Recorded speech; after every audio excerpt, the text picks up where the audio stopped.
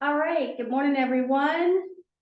Welcome to the monthly hybrid Southside Wellness Coalition. Today's October 19th of 2023, having our hybrid meeting here on Zoom as well as in Clarksville at Southside Behavioral Health. Gonna share the screen as people will continue to roll in from the Zoom. All right, I'm going to share the screen. One second.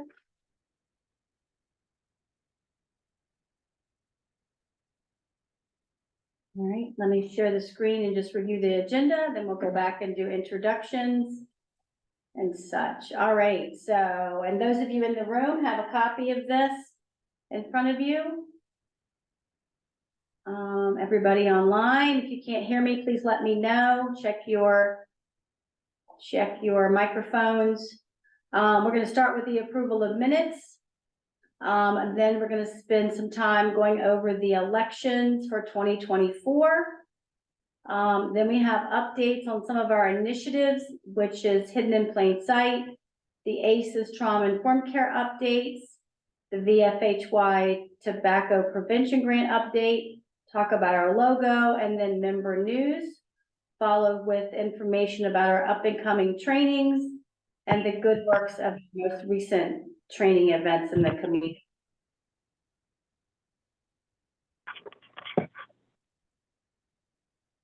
Right. So let me go back and stop share of the agenda. And also our monthly newsletter, I believe, came out yesterday, which also contained last month's meeting as well as the agenda for today. All right, so we'll start with introductions in the room, and then we'll go with introductions on the Zoom. Also, for those of you on Zoom, if you wouldn't mind dropping in the chat box your name and title, anything that you want me to include in the minutes as to where you're located, what agency you represent, any kinds of those details, so that I can save the chat and add that to my real-time minutes. All right, so we'll start in the room first with introduction. Start with Stephen, our leadership team member. Hi, Stephen Wilson, citizen of Mecklenburg County, been with the coalition about 5 years and on the leadership team for about 3 now. Glad to be here. All right, welcome. And Sarah? I'm Sarah Weissman. I'm the marketing coordinator at Southside Behavioral Health. I'm just here today to help talk about the new logo. Yay!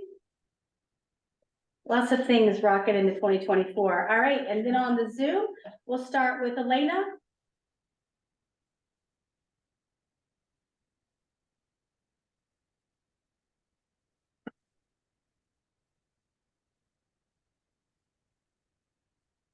All right, then I'll come back to Elena. Danielle. Hello, can you hear me? Yes, ma'am. Okay, perfect. My name is Danielle Rock, and I am the Suicide Prevention Coordinator for Virginia Veteran and Family Support sub-program called Suicide Prevention and Opioid Addiction Services. I am located in Southwest Virginia, but this position covers the whole state. So this is my first meeting with you all, and I'm very happy to be here. Welcome, welcome. Thanks so much for joining us. We appreciate it. All right, Shelley. Good morning. I am Shelley Clary from the Virginia Poison Center. I'm the education specialist. Welcome. Thank you so much for joining us. Allison. Hi, good morning, everybody. My name's Allison Byrne. I am the Suicide Prevention Coordinator at the Central Virginia VA Medical Center. Thanks for having me. Awesome, thank you. And let's go back to Elena and Liam. Good morning. So we're having some connectivity issues, but I think we're getting it sorted. Can you hear me? Yes, we can hear you. Okay, so yeah, Liam didn't get the link. I just forwarded it to him, so I think he's getting on now. But we're both here at the Virginia Governor's Housing Conference in Hampton. Awesome. Well, y'all be safe, safe travels. Thank you. And then we'll go to Jeanette. Good morning. This is Jeanette Grimes. I'm a community health worker with Brunswick Health Ambassadors in partnership with Virginia Department of Health, and I am in Brunswick County, the Southside District. Awesome. Welcome. So good to see you, Jeanette. Welcome. And then we have somebody on a phone. If you can, Yeah. Yes. This is Sandra Garner Coleman, and I am just I was invited by Lamb to join. I initially was working with Virginia Tech on a task force, opioid task force, and so I'm just a citizen of Halifax County, retired teacher, and just want to make a difference in my community. Awesome. Thank you. Welcome, welcome. Thank you. All right, and then Barbara. Good morning, Barbara Johnson with Southside Health District, Virginia Department of Health, and I'm a community health worker. But Awesome. Mecklenburg, Halifax, and Brunswick County. Awesome. And then we have Liam. Hey, good morning, everybody. My name is Liam Hudson. I am the founder of the Lean In Project and the current chair of the Southside Wellness Coalition and representing Halifax County. Good to be here with y'all today. Awesome. Good morning, everyone. All right. So I think I got everybody, but if we have other people join in, we'll pause for a minute. All right. So I'm going to share screen back to our minutes from last month. Looking at those, we last met on October the 19th. Again, a hybrid meeting on Zoom, also in person here. Members present, members on the Zoom. Minutes focused on our great success in Danville with the We Stand Together Summit and campaign.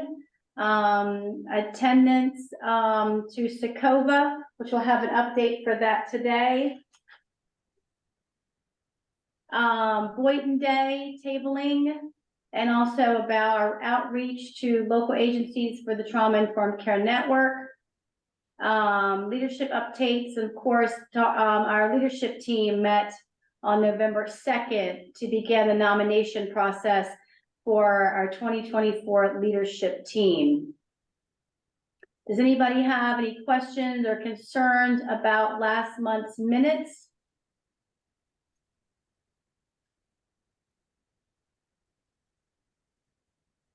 All right. If not, we need a motion to approve these minutes. All right, Stephen motions. Can I get someone to second?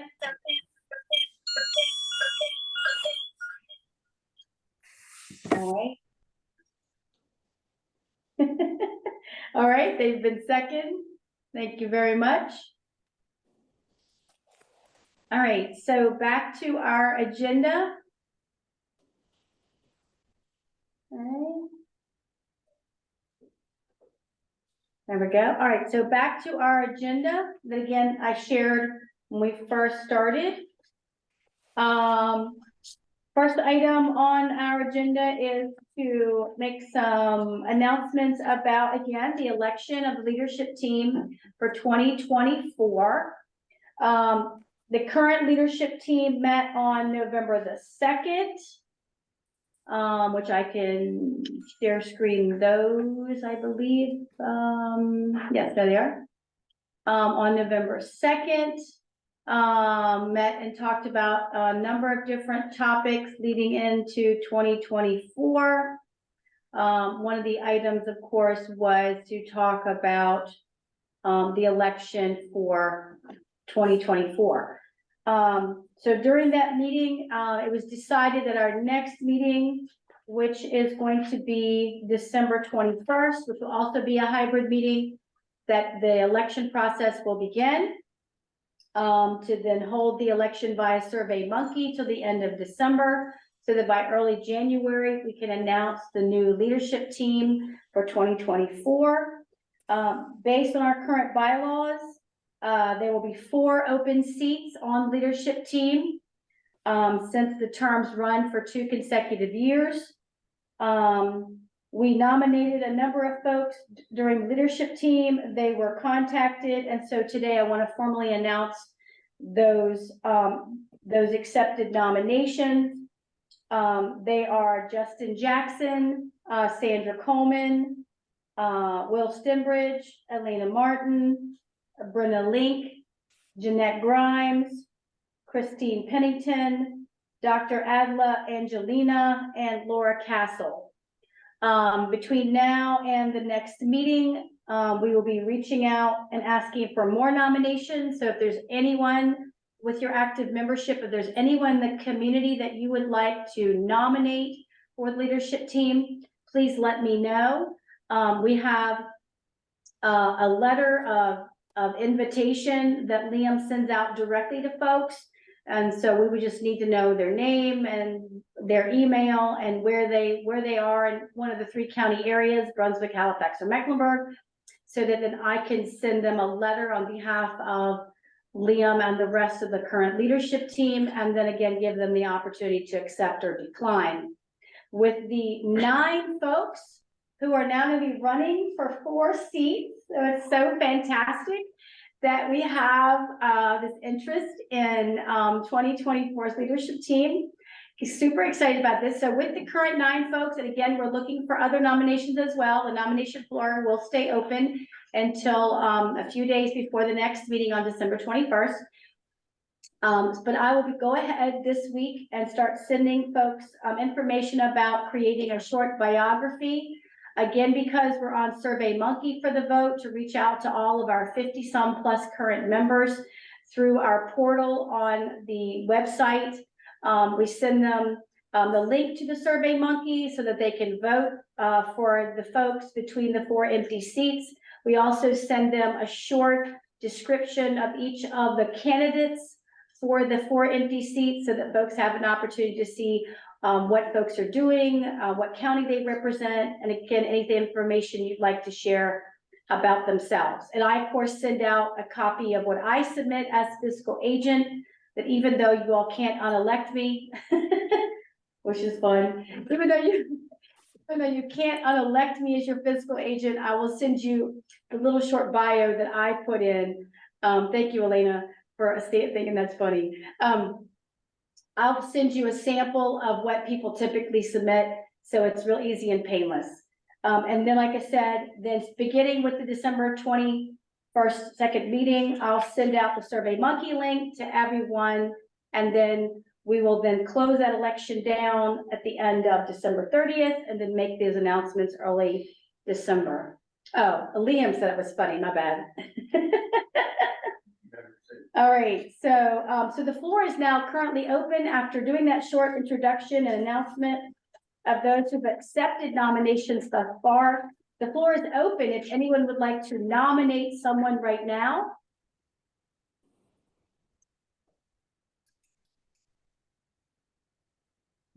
Want to make sure that we open the floor for that. All right, and then of course, like I said, the floor will remain open until 4 days prior to the next meeting on December 21st. So if you think of anybody later, please, you can email me or call me. I will reach out to leadership team and see if we'll ask someone to second that nomination. And as I said, then submit and send the person a letter from Liam inviting them to be a part of the election process. All right. Next item on the agenda is to talk about hidden in plain sight. Just as an update, as we have announced before, Jamie King, one of the leaders on our leadership team, is moving forward a project called Hidden in Plain Sight in conjunction with Shelley from the Virginia Poison Control Center and with us to develop some programming in the community where we'll be teaching folks at different locations across our county's area about the ways in which young folks are hiding items connected to substance misuse in their homes, in their lockers, in their bedrooms, etc. Just to do a quick update, in 2019, the coalition sponsored those types of presentations in our community from another Virginia-based police department. Jamie King, who's a member of Mecklenburg County Sheriff's Office, would like it to be a community-based effort through Mecklenburg County Sheriff's Office. So we're again moving forward with that project with the Virginia Poison Control Center. Right now, we're in the process of developing a spreadsheet of items that we're going to put together, items we're going to purchase from local retailers in our area, and then online, again, to create a presentation called Hidden in Plain Sight. We will be looking in 2024, because Jamie is one of those leadership team members and is going to continue into 2024. We'll be looking for locations to have this educational opportunity for parents to come and learn about, again, ways in which young folks hide things in plain sight. Any questions about that project that's currently in motion?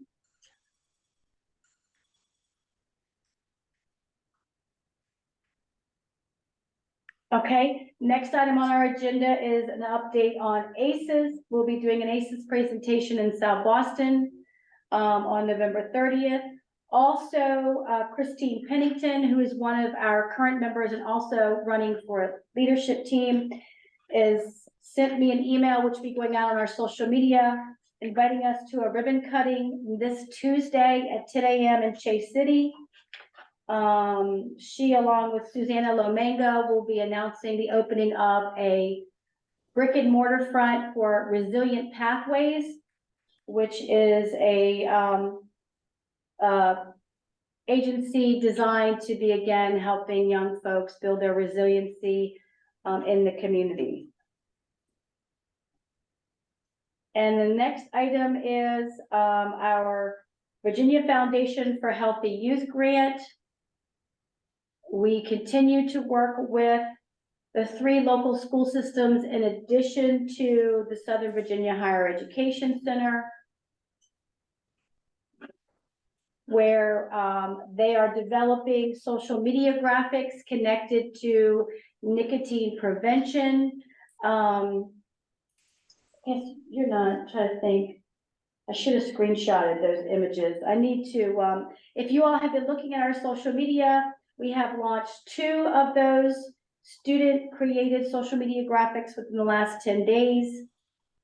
I don't unfortunately have access to that on my laptop, but I know you guys are all following Southside Behavioral Health on Instagram and Facebook, and one of them just went out yesterday, and then one of them went out last week. You'll see where the information shared tells you that these are the social media graphics being created by students at the local high schools.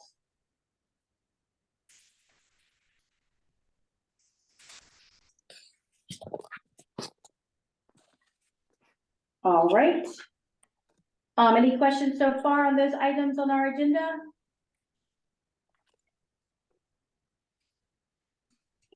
All right, another item on our agenda is the youth survey. Last year, we are required every year, but last year we did this as well. We are required by the state of Virginia to conduct what is called a young adult survey for those between 18 and 25 years old. Again, we'll be participating in that this year. Again, it will launch in mid-January and run until April. And we will be running a incentivized survey, asking young folks in our area, again, between the ages of 18 and 25, to complete a young adult survey about their habits and attitudes around substance misuse. And so again, you'll be looking for that coming out in our social media. And then we'll also be looking for places where we can set up and ask young folks to complete the survey live with a pen or pencil with us, again, between January and April of next year. All right, and then finally, we're going to talk about the logo. At the last leadership team meeting, it was discussed that there was a need to update our Southside Wellness Coalition logo. that's been in existence, since 2016. And has not been revised since that time. So Sarah's here on behalf of marketing at Southside Behavioral Health with her thoughts on why we need to update the logo, and then wants to talk to you all a little bit about that. Sarah? So the first thing is we aren't sure exactly who created the logo. So we have no access to working files of it to update it in any way, or even make different versions of it. So like right now you see the full color logo, like what was on the agenda. And so the reason I noticed a need for this was during our recovery run, I was creating a all white logo for the back of those t-shirts, if anybody saw those. And you have to, I had to totally recreate the logo just to get that. So we realized that there's probably a need, at least for me, to recreate the current logo, sit down and just even not doing a redesign, but just recreating what we have. So we have a working file of it. We can change it at any time if we need to. But discussing it with Keenan, she was open to the idea of getting with you guys and deciding on changing it. So we would love your feedback on things that you would like included in the coalition logo. A lot of the Virginia coalitions don't have a logo. I was trying to utilize some other coalitions in Virginia to see what they're doing, and most don't actually have their own logo for their coalition. So if you guys have anything that you would like included, so, you know, for here, we've got the, Virginia, we've got the 3 counties that we cover, and then just the Southside Wellness Coalition. So if you guys want to include like kids in it, or what looks like a family, you know, it wouldn't be actual people. It'd probably just be like, what are those, like stick, like almost like stick figures in a way, not really, a better looking stick figure, but it would just be like a circle and a body. But I've been trying to get some ideas, but I would really like your guys' feedback on what you think will be a great inclusion, so that it really personifies what the coalition is. So if you guys want to put that into the chat or message Keenan later on and let her know of any ideas that you have, I am totally open to whatever you guys want to do. This will really be your guys' creation, which I think is great, because since this was made in 2016, I don't know how many people are still in the coalition that were there then. But this would be all of your guys' new ideas, and everybody that's here would be included in that decision. All right, awesome. So we'd like to open the floor for any ideas for the logo. And then as Sarah develops ideas, we'll then push out like 3 different versions of the logo at some point in 2024, and then allow the general membership to select out of a selection process, like of an A, B, C, or D. Yeah. If you have any ideas now, we'd love to hear them. And then of course, we'll follow back up with the minutes as well, and as she's developing images and such, we'll get more feedback and then finally vote on a new logo by mid-2024.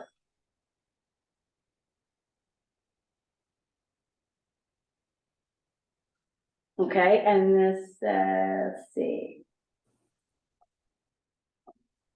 Chat box. Oh, so Elena shared an image of one of our student social media graphics. Thank you so much. Shelley said this coalition recently changed their logo and also wanted to incorporate images of inclusion, just for reference. Rural Substance Awareness and Action Coalition, bridging Goochland and Powhatan together toward well-being. And Elena said more vibrant colors and more community-centered. And those are kind of the stick figures. So like it looks like a Right. circle, but those are meant to represent people. So that's kind of what I was talking about. And I think Elena, or if that's, if that's Shelley. Liam, it's either Elena Oh, or what's Liam. true. Liam or Elena, right, you're right. But yeah, that's kind of what I mean when it comes to having people in there, and you know, that might be a little more community centered, showing more people including our logo, because right now it just shows Virginia and the 3 counties. Right, that's a great example, Shelley. Thank you so much. Thank you so Hey much. guys, so in the chat, my messages that I'm typing are going directly to myself. Liam is typing as me. We don't really know why, but I typed in the chat and then it went as a direct message to myself. But when I think of coalition, I think of cooperation and teamwork. So I think if we could find a way to visually represent the sort of sense of community and working together. Right, awesome, awesome.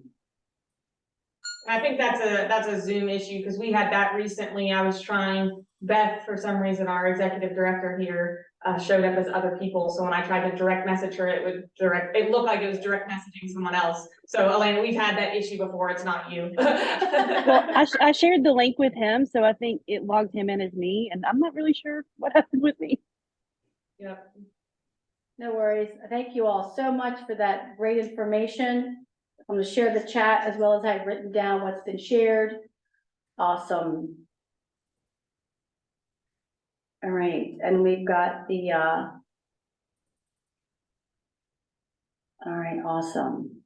All right, any other ideas for the logo? Again, like I said, we're gonna start that now, and then hopefully would say, maybe like by March-ish probably, Sarah? Yeah, it probably mostly have to do with, we want to send it back to you guys for feedback and just, you know, constantly be changing it until we're all happy. Okay. So we'll start off with a few ideas, trying to include everything that people are talking about, make it visual, and then send it out to you guys and see what you think. So yeah, I mean, we could probably be done before March, but Okay. let's put it to there so we've got plenty of time to make decisions and make changes if we need to. All right, great. All right. Awesome. All right, wonderful, wonderful. All right, and then I'll open the floor to the leadership team. Anything that you all want to share from our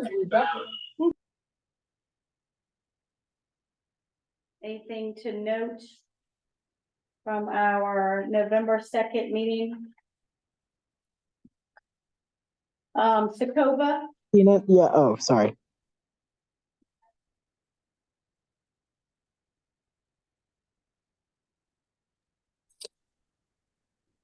Keenan, do you want us to share about Sokoba at all?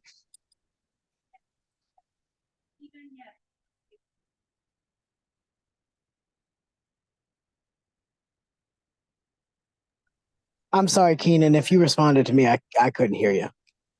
I'm sorry, yes, please talk about Sokoba. Okay. Yeah. Hey everybody, this is Liam. So I had the pleasure of attending Sokoba with Stephen and Keenan for a brief moment. I think for me, for those of you who don't know what Sokoba is, it is the annual meeting conjoining of all of the coalitions in Virginia. It's sponsored by the Virginia Department of Behavioral Health and Developmental Services, or DBHDS.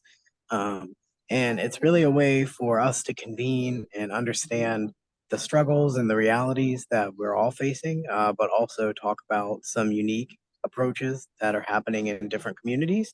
One of my big takeaways from it was that I think prevention is shifting and is becoming probably a much, much higher need than I think we've thought in youth before. I think, you know, for me, I've always kind of understood that there was a need for prevention work in youth, but just realizing that the landscape is changing and that things like vapes look like candies, and you know, even fentanyl or things like that can be dressed up to look like candy, and so.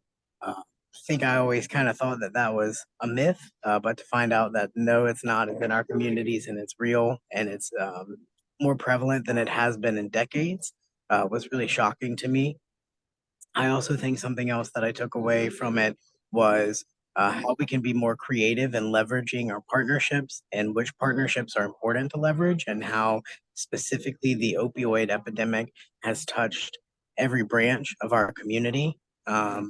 And so, how we can, as a community, kind of unfortunately use that collective trauma or collective experience to have a more holistic and collaborative approach. And so it, you know, for me, I found it to be pretty inspiring in that way. I think on a more practical sense, it just really rejuvenated my commitment and understanding of why, you know, we do this work and why we're invested in the things that we're invested in, and just you know, how to really understand that prevention work is a never ending process, and even if somebody is in recovery or has gone through treatment, you know, there's still prevention work to do for that person as well. And so just really how it can be never ending, but how we can sustain that movement with it needing to be never ending. So that was a whole lot of words, but ultimately, I think it was just a really eye-opening, for me, a very eye-opening experience, and I took a lot back from it. Thank you. Stephen, you want to add? I think Liam did a great job encapsulating that. Tacoma being I guess just the embodiment of the coalitions across the state. We as a coalition, as a member, get access basically to what everybody else in the state is doing, and these events beyond just the actual seminars and presentations that they do allow us to connect with those people across the state and talk about things that are working. You know, we can think we dream up everything that we can in our little meeting, but you know, somebody else has got something working somewhere else, and free of charge. You know, they're going to let us copy it. That's pretty neat. I love going to these things. I always learn something. I always meet people that are like-minded in their desires for their community. One of the things that they're pushing now as part of their enhancing their grant funding is a mentorship program that they're going to start at the state level to help coalitions if we need help bringing essentially the weight of coalitions across the state and their successes to help individual coalitions succeed as well. We talked at the leadership team meeting about the summit we'd like to do in the maybe mid-spring and getting Secova involved, since they're doing things like this and have done them before. They can come with their blueprint of how they're putting it together, and essentially we would be able to just do a plug and play on what we want to offer. Well-worthy event, always good, and enjoyed it. All right, awesome. All right, other items on the leadership team update. We continue supporting our YADAP efforts with Justin Jackson at Brunswick High School. Also, veteran outreach. We talked about our veteran outreach we did over the last couple of months, and our most recent Rapid Revive at the Factory Brewery, which was able to reach out to 8 local community folks, some of which were veterans at that location. And then also talking about, we agreed and continuing into 2024 to conduct a local community assessment survey. In fact, I've talked to Angela recently. That is something that she's going to help us with the leadership team in 2024. And let's see, chamber membership. Now's the time to renew chamber membership. Leadership team did vote to renew all chamber memberships for 2024. And of course the logo we've already discussed. All right, before we open the floor to member updates, just some reminders that in recent weeks we've been helping to provide trainings in the community. So this past weekend we had 42 people Revive trained at Wharton Memorial Baptist in Nelson. And then this weekend we are scheduled to be this Saturday at the First Baptist Church in South Boston. We conducted a Rapid Revive yesterday in Keysville, and we'll be doing another Rapid Revive at SVCC. So again, Keysville campus was yesterday of SVCC, and then November 28th we will be in Alberta at SVCC, and then November 30th we'll be doing an ACES training in South Boston. And again, always looking for opportunities to do additional trainings as we get closer to the holiday season. With that being said, we'll now open the floor to membership updates, announcements.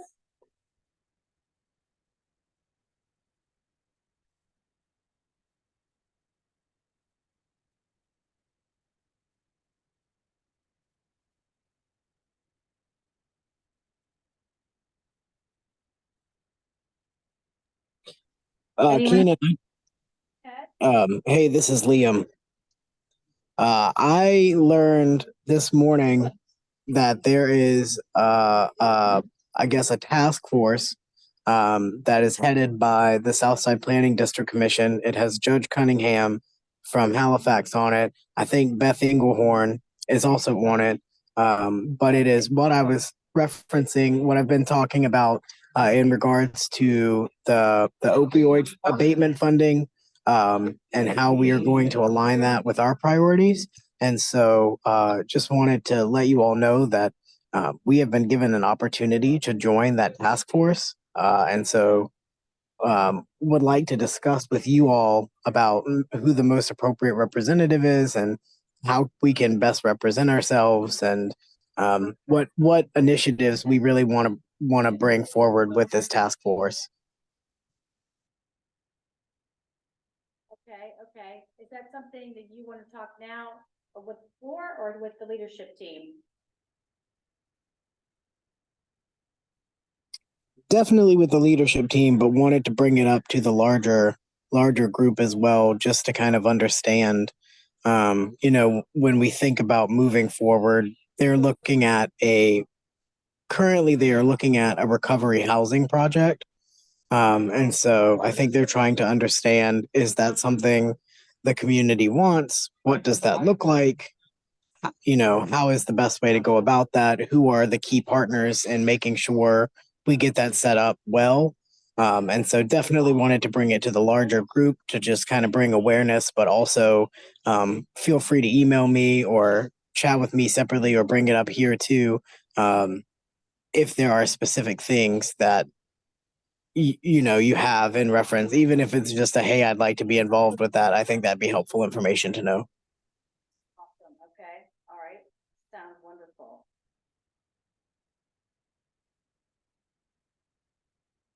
All right. Fantastic. All right. Any other member updates or news or announcements?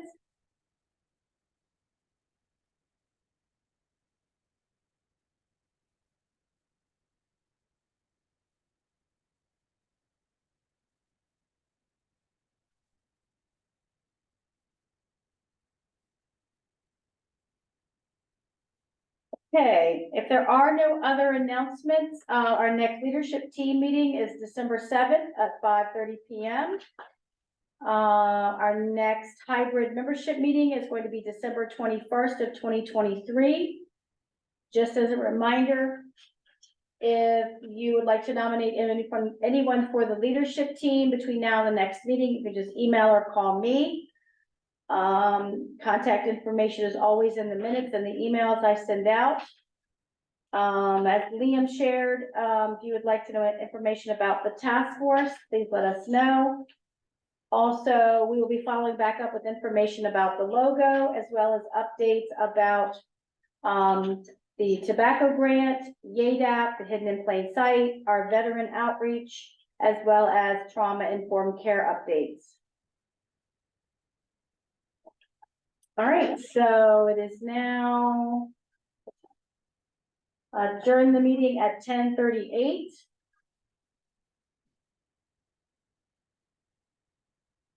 All right, it was good to see everybody this morning. You all have a great day. We will get the recorded session out on our website and the minutes out as soon as possible. Again, I'll be reaching out to those folks, the 9 folks who have accepted nominations so far, to get their bios and the Survey Monkey up and running by the next meeting. You all have a great day. Appreciate you being here this morning. Safe travels today if you have to travel.